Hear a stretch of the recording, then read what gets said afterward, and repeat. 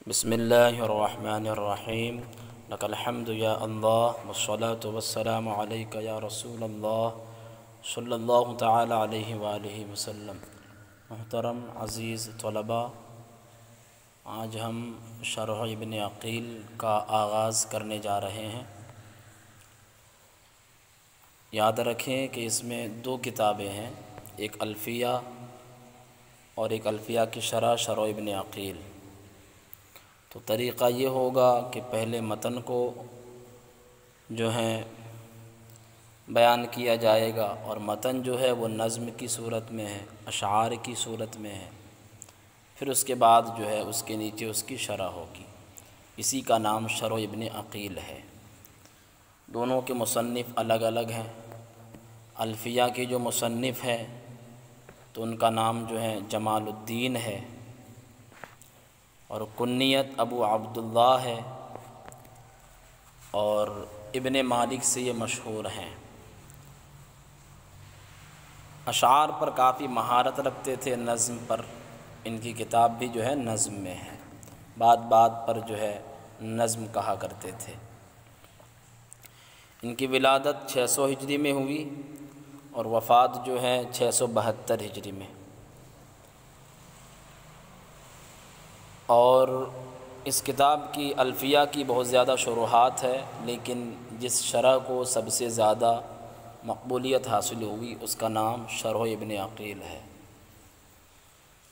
شرح ابن عقیل اس کے مصنف کا نام بہاءالدین ہے، اور ابن عقیل سے یہ مشہور ہے کیونکہ یہ حضرت عقیل بن ابو طالب کی رضی اللہ تعالی عنہ کی اولاد سے ہے، اسی سے یہ مشہور ہے۔ صاحب الفیہ جو ہے یہ اولاً جو الفیہ ہے، الفیہ کے مصنف یہ پہلے مالکی تھے، اس کے بعد شافعی مذہب کو اپنا لیا تھا۔ اور جو ابن عقیل صاحب ہیں تو یہ پہلے ان کے آبا و اجداد ہمدان میں تھے، پھر وہاں سے مصر پہنچے، وہاں سے مصر منتقل ہوئے، مصر ہی میں ان کی جو ہے ولادت ہوئی ابن عقیل صاحب کی۔ الفیہ کے مصنف کی میں نے تاریخ ولادت اور وفات تو بتا دیا آپ کو۔ ابن عقیل جو ہے ان کی پیدائش 698 ہجری ہے اور وفات 769 ہجری ہے۔ اب جو ہے آگے چلتے ہیں۔ الفیہ، اس کا معنی ہی الفیہ ہے، کتاب کا نام ہزار والا یا نسبتی ہے، یعنی ایسی کتاب کی جس میں 1000 اشعار ہیں۔ اور جو ہے تو طریقہ میں نے آپ کو بتا دیا کہ پہلے اشعار بیان ہوں گے، پھر اس کے بعد جو ہے اس کے نیچے اس کی شرح ہوگی۔ تو آج ہم خطبے کا ترجمہ آپ کے سامنے بیان کرتے ہیں۔ خطبہ کیا ہے؟ تو خطبے کا ترجمہ سن لے، آج کا ہمارا یہی سبق ہوگا۔ بسم اللہ الرحمن الرحیم، اللہ کے نام سے شروع جو نہایت مہربان رحمت والا۔ قال محمد نے کہا، هو ابن مالک، محمد کون ہے؟ وہ ابن مالک ہے۔ احمد ربی اللہ خیر مالک، میں اپنے رب اللہ کی تعریف بیان کرتا ہوں اس حال میں کہ وہ سب سے اچھا مالک ہے۔ تو یہ 2 مصرعوں کا ترجمہ ہوا۔ یہ جو ہے الفیہ کے جو مصنف ہیں ان کا خطبہ ہے۔ مصلیا علی النبی المصطفیٰ وآلہ المستکملین الشرفا، یہ بھی جو ہے حال ہے احمدوں کی ضمیر سے کہ میں درود بھیجتا ہوں نبی کریم صلی اللہ تعالی علیہ وآلہ وسلم پر، المصطفیٰ جو کہ چنے ہوئے ہیں، وآلہ المستکملین الشرفا، اور ان کے آل پر، المستکملین جو کہ مکمل کرنے والے ہیں، الشرفا بزرگی کو، اور ان کے آل پر جو کہ بزرگی کو مکمل کرنے والے ہیں۔ وَأَسْتَعِينُ اللَّهَ فِي الْفِيَّةٍ، اور میں اللہ تعالیٰ سے مدد طلب کرتا ہوں، فی الفیہ، الفیہ میں، مقاصد النحو بہا محویہ، نحو کے مقاصد اس میں جمع ہے، محویہ کا معنی جمع۔ تقرب الاقصى بلفظ موجز وتبسط البذل بوعد منجز۔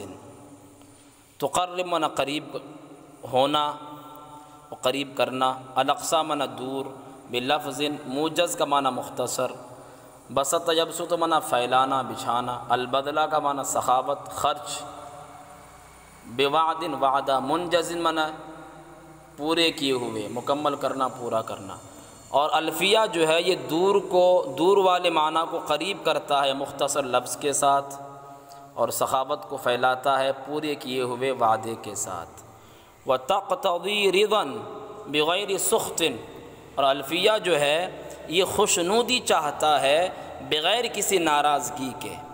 رضا کا معنی خوشنودی، سخط کا معنی ناراضگی، تو فائقت معنی بلند، الفیۃ ابن معطی۔ الفیہ جو ہے یہ بغیر کسی ناراضگی کے خوشنودی چاہتا ہے، اور فائقہ بلند ہے ابن معطی کے الفیہ سے، یعنی ان کی جو الفیہ کتاب ہے یہ ابن معطی کے الفیہ سے بلند ہے، اس پر فائق ہے۔ ابن معطی یہ شیخ ابو زکریا یحییٰ، یہ بھی ایک امام گزرے ہیں، ان کی بھی کتاب ایک الفیہ تھی، تو ان کی کتاب الفیہ سے یہ جو کتاب ہے یہ مصنف کہتے ہیں کہ میری یہ کتاب ان پر فائق ہے، اور یہ پڑھنے والے کی خوشنودی چاہتا ہے۔ اور جو اوپر والا جو ہے شعر بیان ہوا تقرب الاقصى، تو اس کا مطلب ہے کہ جو مشکل معنی ہے اس کو مختصر لفظ کے ساتھ بالکل آسانی کے ساتھ بیان کر دیتا ہے، اور وہ سخاوت کرتا ہے۔ چلیے اب چھٹا دیکھیں، وَهُوَ بِسَبْقٍ حَائِزٌ تَفْضِيلًا مُسْتَوْجِبُ ثَنَاءِ الْجَمِيلَ، اور وہ پہلے ہونے کی وجہ سے، بسبق پہلے ہونے کی وجہ سے، حائز تفضیلا، حائز معنی حاصل کرنا، تفضیلا فضیلت کو، اور وہ پہلے ہونے کی وجہ سے، یعنی ابن معطی مراد ہے، ہوا کا مرجع، اور وہ پہلے ہونے کی وجہ سے فضیلت کو حاصل کرنے والے ہیں۔ مستوجب ثنائی الجمیلہ، مستوجب معنی مستحق، ثنائی الجمیلہ میری اچھی تعریف کے، ثنائی بترکیف اضافی ہو کر موصوف ہے، الجمیل اس کی صفت ہے، تو جو ہے میری اچھی تعریف کے وہ مستحق ہیں، کون؟ ابن معطی، اور وہ پہلے ہونے کی وجہ سے فضیلت کو حاصل کرنے والے ہیں اور میری اچھی تعریف کے مستحق ہیں۔ اب یہ دعائیہ جملہ ہے، واللہ یقضی بہبات وافرہ، دعائیہ شعر، لی ولہ فی درجات الآخرہ، اور اللہ فیصلہ کرے بہبات وافرہ، وافر انعامات کا، یقضی قضا یقضی فیصلہ کرنا، ہبا ہبتن کی جمع، انعامات عطیہ، وافرہ وافرہ کثیر زیادتی کے معنی میں، لی میرے لیے ولہ اور ان کے لیے، فی درجات الآخرہ آخرت کے درجات میں، اور اللہ فیصلہ کرے وافر انعامات کا میرے لیے اور ان کے لیے آخرت کے درجات میں۔ تو یہ جو ہوا ہمارا خطبے کا ترجمہ ہوا۔ خطبے کی میں نے زیادہ تشریح نہیں کی ہے، انشاءاللہ سبق کی تشریح جو ہے اچھے سے کی جائے گی، الکلام وما یتألف من، جب یہ شروع ہوگا۔ تو میں آپ سے یہ کہنا چاہتا ہوں، اگر یہ کتاب پڑھنا چاہتے ہیں آپ لوگ تو آپ ہمارے کمنٹس میں لکھ سکتے ہیں، انشاءاللہ آپ لوگوں کی رائے پر ہی یہ کتاب پڑھائی جائے گی۔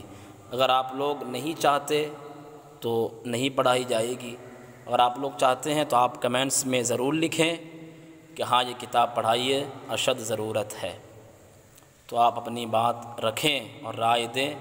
انشاءاللہ اگر آپ رائے دیں گے تو ہم اس کتاب کو آگے بڑھائیں گے۔ وما علینا الا البلاغ۔